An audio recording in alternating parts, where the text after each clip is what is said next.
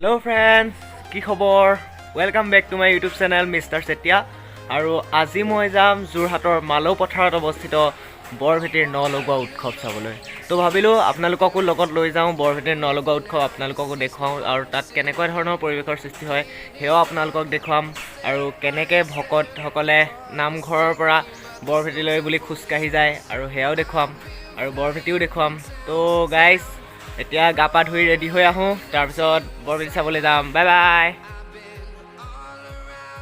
আমাৰ গাঁৱৰ বৰনামঘৰত ভকতসকলে গায়ন বায়ন আৰম্ভ কৰিছে আৰু এনেদৰে গায়ন বায়ন গাই গাই বৰভেটিলৈ বুলি যাত্ৰা আৰম্ভ কৰিব। আৰু আপোনালোকক দেখুৱাম তেওঁলোক খোজকাঢ়ি ইয়াৰ পৰা বৰভেটিলৈ যাব। তো আপোনালোকেও চাই থাকক।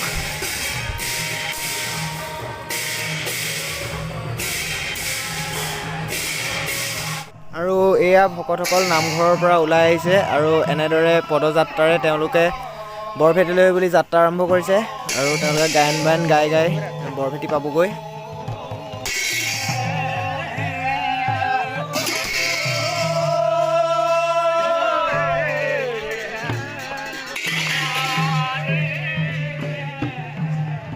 ফ্ৰেণ্ডছ, এতিয়া আমি বৰভেটিলৈ বুলি ওলাই আহিছোঁ আৰু বৰভেটি গৈ আছোঁ আৰু বেছি দূৰ নাই, আমি আহি আছোঁ আৰু আপোনালোকক দেখাম বৰভেটি কেনেকুৱা।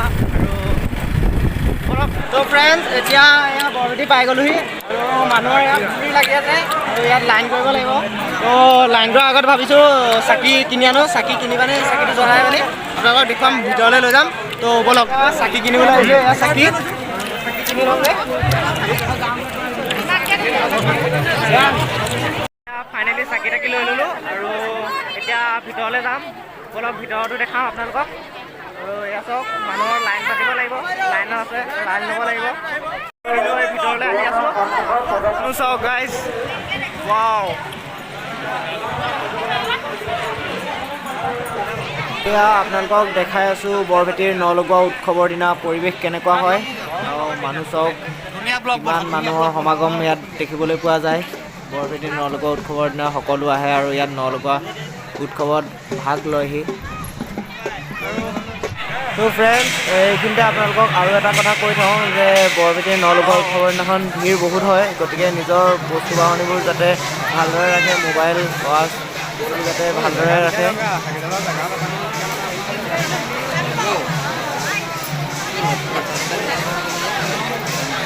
আৰু ইয়াতে চাকি জ্বলাব লাগিব এতিয়া।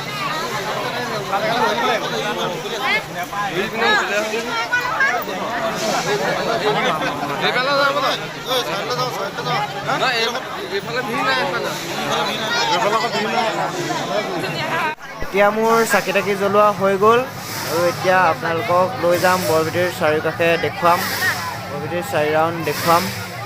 ব'লক।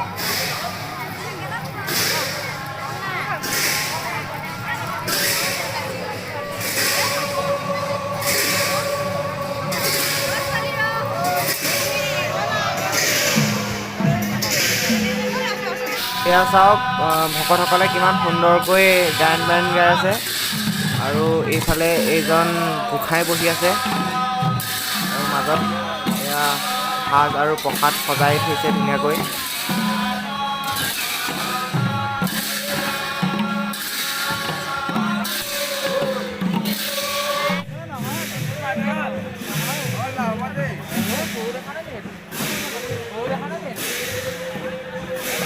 এয়াই হৈছে পূৰ্ণতীৰ্থ বৰভেটি আৰু ইয়াৰ এটা ইতিবৃত্ত আছে। 1768 খ্ৰীষ্টাব্দত নৱম মায়ামৰা সত্ৰৰ সত্ৰাধিকাৰ অষ্টভুজদেৱে মানে মায়ামৰা সত্ৰৰ যুগমীয়া প্ৰতীক ৰাখি থৈ যাবৰ কাৰণে তেওঁ সকলো শিষ্যকে মানে যোৰহাটৰ মালৌ পথাৰত সমবেত হ'বলৈ আহ্বান জনাইছিল। আৰু তেওঁৰ আহ্বানত সকলো শিষ্য মালৌ পথাৰত এটি ভেটি বান্ধিবৰ বাবে সমবেত হৈছিলহি। আৰু গুৰুজনাই 24 হাত 10 এটুকুৰা স্থান নিৰ্বাচন কৰি সেই স্থানত এচপৰাকৈ মাটি দিবৰ বাবে সকলোকে আহ্বান জনাইছিল।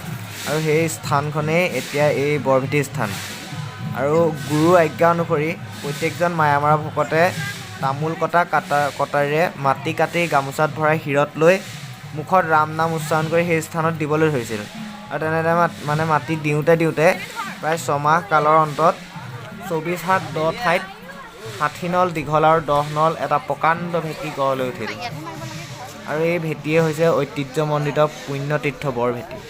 আৰু এই বছৰ মানে অৰ্থাৎ এই 2021 চনত বৰভেটিয়ে 254 বছৰত ভৰি দিছে।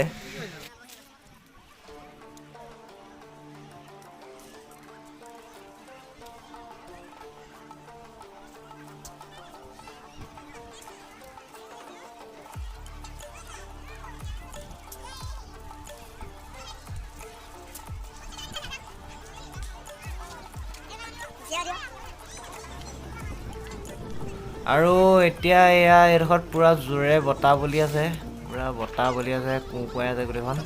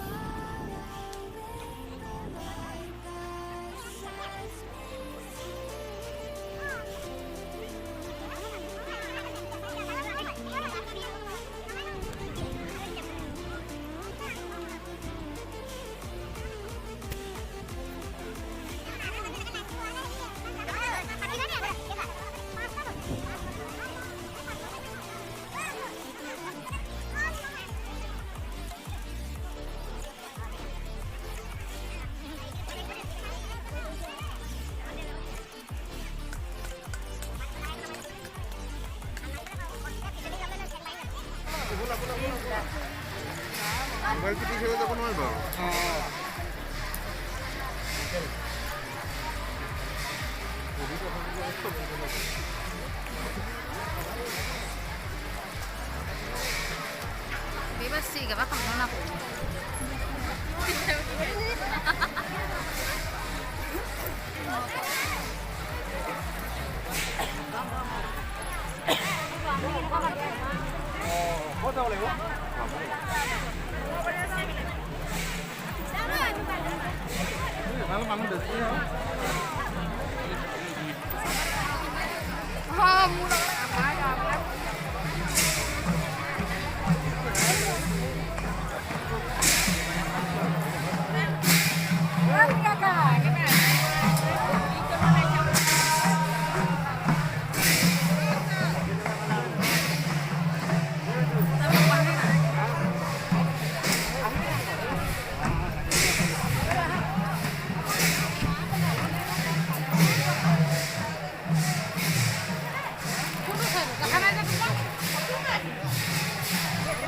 Ayo.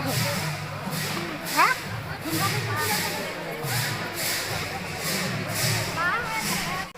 এইখন হৈছে বৰভেটিত থকা এখন উৰণীয়া সেতু আৰু 2016 চনত বৰভেটিৰ সৌন্দৰ্য বৰ্ধনৰ বাবে এই উৰণীয়া সেতুখন নিৰ্মাণ কৰা হৈছিল। A few moments later.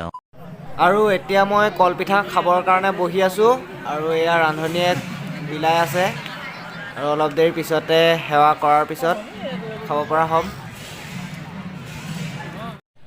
এয়া ৰান্ধনীয়ে সেৱা জনাইছে আৰু সকলোৱে সেৱা জনাইছে গুৰুজনাৰ ওচৰত।